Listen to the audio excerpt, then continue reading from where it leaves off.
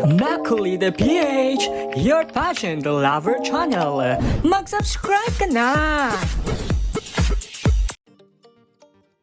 Patuloy na umaani ng positibong atensyon ang pambato ng Pilipinas na si Reyna Pilipinas, Beatrice McClellan sa Reyna Hispano-Americana 2026.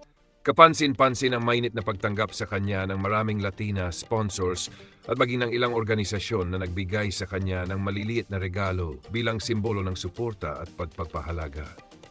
Simple ngunit makahulugan ang mga gestong ito na nagpapakita ng respeto at paghanga sa kanyang maayos na pakikitungo at profesionalismo sa pageant activities.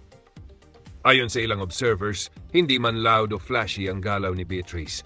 Ramdam ang kanyang natural na charm at pagiging approachable, dahilan kung bakit madali siyang makasundo ng mga tao sa paligid niya. Sa bawat event at appearance, consistent ang kanyang presence at mahinahong confidence na tumatatak sa mga nakakakita sa kanya.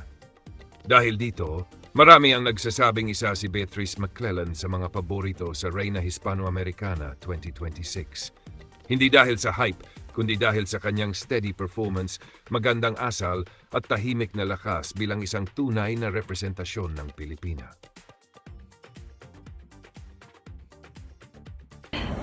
¡Qué bello! Muchas gracias. I hope you have a good journey in your pavement. Okay? Thank I hope you. you win. Thank you.